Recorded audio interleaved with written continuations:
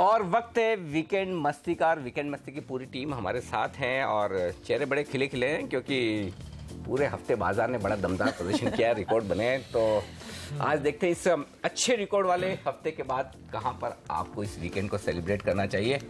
अनिल जी, आपका क्या विचार है मुझे नहीं पता, लेकिन मैंने विद्रोह करने का फैसला किया और आप जो भी फ्लो ले जा रहे हैं उसको तोड़ के मैं अपनी किताब से शुरू करूंगा। बिल्कुल, किताब में ही घुस जाइए। बताइए सर। किताब का नाम है good night stories for rebel girls. ये वजह है मेरे विद्रोह की। तो रेबल गर्ल्स हैं, दो तो हैं यहाँ पे, बाकी और कितनी है? तो इनको विद्रोह करना है कि नहीं अभी आगे तय होगा।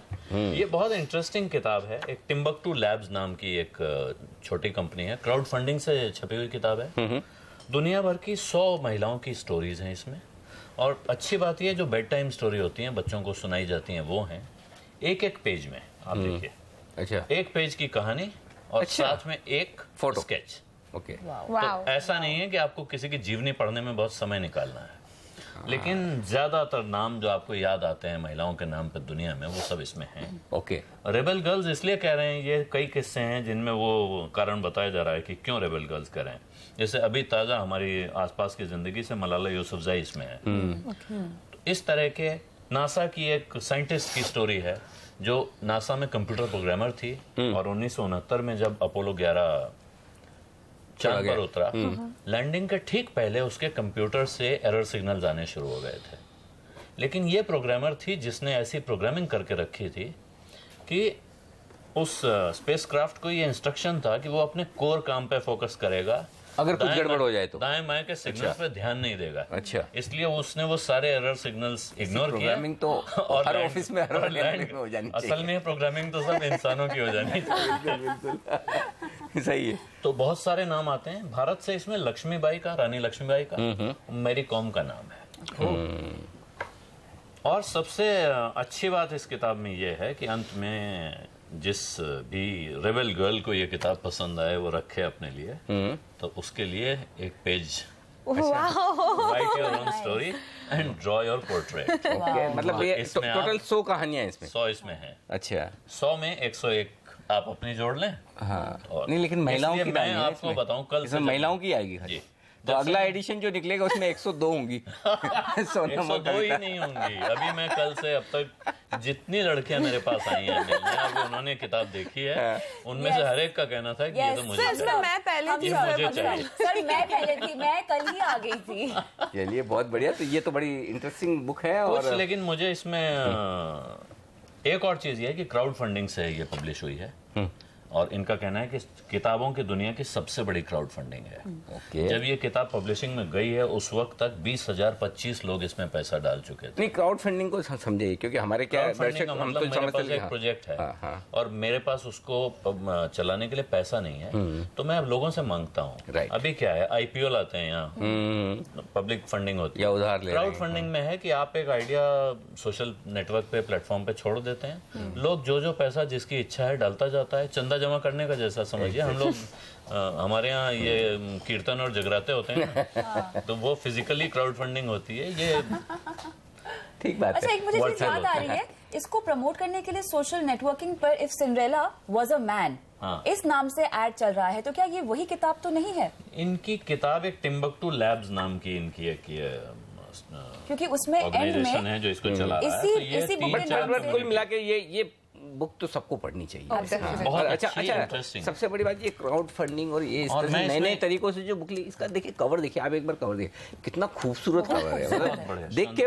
पढ़ने का मन हो जाता है, ऐसा लगता है कि हाँ ये देखिए कलरफुल। बहुत कैची है, बहुत अच्छा लगा। एक चीज मुझे और लग रही है इसमें, कुछ नाम है जो मुझे इसमें खोए हुए दिख रहे हैं, कि जो मुझे नहीं दिखे। इंटरनेशनली देखें तो मैरिलिन मनरो का नाम नहीं है इसमें, जब आप रेबल गर्ल्स का नाम लेते हैं। मैडोना का नाम नहीं है, आपके जमाने की है। और मारिया कैरी का नाम नहीं एवरग्रीन है सर, ये सब एवरग्रीन है। हिंदुस्तान में मैं देखता हूँ तो लक्ष्मीबाई और मेरी कॉम है, अच्छा है जी, लेकिन बेगम हजरत महल का नाम नहीं है, सावित्रीबाई फुले का नाम नहीं है, इंदिरा गांधी, मायावती और जयललिता जैसों का नाम। मेरे को एक अच्छा आइडिया आ रहा है, ये आइडिया एक हिंदुस्तान की ऐसी महिलाओं पर भी क्यों नहीं, जो आइडिया आपको आया यही मुझे भी आया है कि अगर कोई हिंदुस्तान में ऐसी किताब निकाले तो पूरी 100 की किताब इंडिया में अपनी लिखी जा सकती है और हम अपनी महिलाओं पर ऐसी छोटी छोटी कहानियां लिखकर एक बच्चों को पढ़ने के लिए तैयार करके दे सकते हैं। तैयार, बिल्कुल तैयार। लेकिन अगली किताब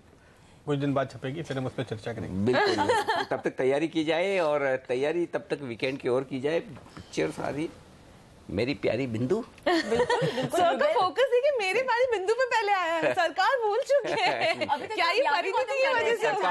सरकार को तो मैं कभी भूल नहीं सकता। अमिताभ तो मेरे ऑल टाइम फेवरेट है बिल्कुल। तो आपको देखने जानी चाहिए सरकार 3। 2005 में अगर आपको याद है तो राम गोपाल वर्मा ने गॉडफादर से इंस्पायर्ड होकर सरकार बनाई थी। उसके बाद 2009 में वो लेकर आए सरकार राज, जो कि इतनी नहीं चली, लेकिन सरकार 3 अगेन बहुत इंटरेस्टिंग है। और एक बार फिर से सरकार के शासन पर खतरा है, और वो खतरा उन्हें अपनों से है और अपने दुश्मनों से भी है। कहानी ऑलमोस्ट प्रेडिक्टेबल ही है जो हमने 2 सरकार में देखी है, लेकिन उसके अलावा इंटरेस्टिंग बात यह है कि अमिताभ ने सरकार की जो उम्र में तब्दीली इतने सालों में आई है उसको बहुत अच्छे से ढाला है, एक्सेप्ट किया है। ये बताइए कविता, ये जो राम गोपाल वर्मा साहब है ये बड़े वोलेटाइल हैं, सेंसेक्स और निफ्टी से ज्यादा पिक्चर बनाने के मामले में, ठीक है ना, और बोलने कहने के मामले में भी। तो इसमें ये पिछले 2 सरकार की तरह कोई ऐसा वोलेटिलिटी तो नहीं है, वैसी ट्रेंड पर है ना कि मतलब अच्छी पिक्चर बनी है। बिल्कुल वैसी ही बनी है, और किरदार हालांकि नए हैं, अमित साध है और आपकी यमी गौतम भी इसमें है जो कि नेगेटिव लीड में है। और मैं कहानी रिवील नहीं करना चाहती, लेकिन आपको बड़ा मजा आएगा उनका किरदार देखकर। और अच्छी बात यहाँ पर यह है कि राम गोपाल वर्मा जो जाने जाते हैं अपने कैमरा एंगल्स के लिए, अपने खुफिया बैकग्राउंड स्कोर के लिए, वो ही इस फिल्म की अभी भी यूएसपी है। ये सरकार जैसी है या सरकार राज जैसी है? ये सरकार राज से बेहतर है, पर सरकार 1 से अच्छी नहीं है। पर फिर भी जो फैंस हैं सरकार फ्रेंचाइजी के, वो जरूर देखने जाएंगे। लेकिन मैं यहाँ पर बात करना चाहूंगी मेरी प्यारी बिंदु की। रिबेल गर्ल्स की हमने बात की है, लेकिन अब थोड़ी फ्री स्पिरिटेड गर्ल्स की बात करते हैं, जो कि इंस्पिरेशन है आयुष्मान खुराना की, जो कि एक राइटर का किरदार निभा रहे हैं और बहुत मशहूर राइटर हैं, लेकिन लव स्टोरी पहली बार लिख रहे हैं और उसमें वो फंस जाते हैं। उन्हें कहानी आगे बढ़ाने के लिए एक इंस्पिरेशन की जरूरत होती है, और वो फ्लैशबैक में स्टोरी जाती है जहां परिणीति चोपड़ा आती है, और उनकी जो फ्रेंडशिप लव स्टोरी नहीं है, उनकी एक बहुत इंटरेस्टिंग केमिस्ट्री है जो फिल्म में एक्सप्लोर करने की कोशिश की गई है, जो कि आजकल हम अमूमन देखते हैं यंगस्टर्स के बीच में होती है। ना ही लव है और ना ही फ्रेंडशिप है, लेकिन बीच का कुछ है। तो उसी तरह की कोई स्पेशल केमिस्ट्री रिवील करने की कोशिश की गई है। प्रमोशन पर मैं आना चाहूंगी। अगर आप सबने ट्रैक किया है प्रमोशंस को, तो फिल्म ने चैप्टर्स वाइज कहानी को आगे बढ़ाया है बहुत स्मार्टली। यशराज ने अब की बार क्या किया है, चैप्टर 1 में दोनों कास्ट को इंट्रोड्यूस कर दिया, उसके बाद उनकी दोस्ती बढ़ाई, तो एक एक करके उन्होंने ऐसे 6 चैप्टर्स डिजिटली रिलीज किए हैं, जिसके जरिए आपकी क्यूरियोसिटी बढ़ जाती है फिल्म को देखने की। तो अंत में क्या आयुष्मान खुराना और परिणीति के बीच में कोई लव एंगल बनता है या नहीं, इस बात पर फोकस रहेगा, और यही चीज आपको थिएटर में लेके जाएगी। इंटरवल के पहले का हिस्सा छोड़ के आदमी अंदर जा सकता है ना, इंटरवल के पहले तो मजा है। वो पूरी फिल्म देखिए। 2014 के बाद परिणीति अब एक तरह से मैं कहूँ तो कमबैक कर रही हैं, एंड इट इज वर्थ, वो हर एक फ्रेम में देखने लायक हैं। जितनी बबली वो वैसे ऑफ स्क्रीन है, वैसे ही वो ऑन स्क्रीन भी दिखाई दे रही है। She is energetic, glamorous, natural, look change हो गया है, पतली हो गई है, एग्जैक्टली लुक काफी चेंज किया है। फिल्म के 6 चैप्टर हैं, ये फिल्म के अंदर भी हैं या बाहर ही? हाँ, बिल्कुल नहीं, फिल्म के अंदर के ही चैप्टर्स हैं। तो जो लोग बाहर देख के गए हैं वो क्या करेंगे? जो बाहर देख के गए हैं वो कहानी को आगे बढ़ाने के लिए कोई भी चैप्टर्स जो उन्होंने डिजिटली डाला है उन सब को कंप्लीट नहीं किया है, वो टीजर टाइप है। कंप्लीट करने देखने के लिए आपको जाना पड़ेगा। तो मतलब क्यूरियोसिटी से बिजी सीरियल वालों से ट्रेनिंग ले। बिल्कुल। अब मैं ये सोच रहा हूं, लेकिन एक और फिल्म थ्रिलर हो गया, रोम-कॉम हो गया, अगर हॉरर देखना चाहते हैं उस फिल्म को हम देखेंगे इस ब्रेक के दौरान। छोटा सा ब्रेक के वापस आ सस्पेंस।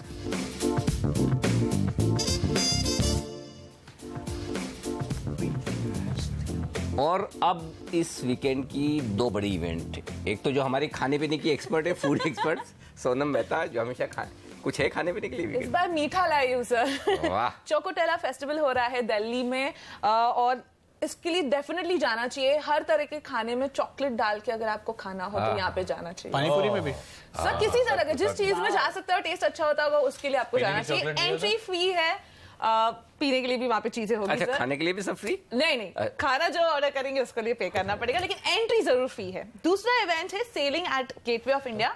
ये मुझे बहुत सस्ता लगा, इसलिए मैं लेकर आई हूँ, क्योंकि 1,200 रुपए में आपको अगर कोई 2 घंटे के लिए एक सेल बोट पे लेके जाता है तो you definitely need to try this. ये सस्ता है ये? बहुत सस्ता है सर। लेकिन होगा क्या उसमें? आपको सर आपको 2 घंटे के लिए बोट सेल बोट पे बैठेंगे, खाली बोटिंग 2 घंटे की 2 घंटे की ओके। 5 जन होंगे बोट में, आपको मजे 2 घंटे का नौका विहार। अच्छा, 5 जनों, 1 2 3 4 5 ओके। तपती धूप में 2 घंटे का नौका विहार। चलिए, तो अगर आपका बोटिंग करने का इरादा है तो पहुंच जाइए गेटवे ऑफ इंडिया, और खाने पीने का मूड है तो हाँ, दिल्ली में। ओके, ठीक है, हमारे काम का नहीं। चलिए, तो ये है आपके लिए। बाकी तो एक्शन बता ही दिया सारा, सब कुछ पढ़ाई का और मूवीज का बहुत कुछ है इस हफ्ते। तो अनवाइंड होइए और सोमवार को आइए बिल्कुल फ्रेश तरोताजा होकर। बाजार के पूरे एक्शन के लिए अगले हफ्ते फिर से आपसे होगी मुलाकात। Bye bye.